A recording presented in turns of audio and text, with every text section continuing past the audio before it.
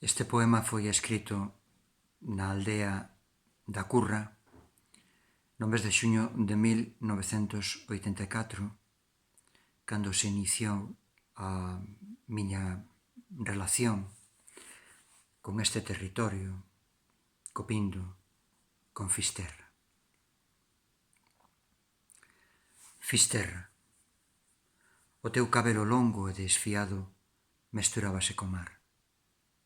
Perto de nós, un numeroso bando de mazaricos contemplaba o solpor dende a atalaya das rochas.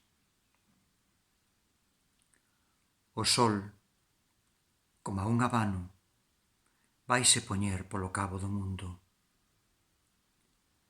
Solpor a contratempo, un mes de mar e amor, e a terra que semella un longo verso escrito en ouro nunha rendición sen límites.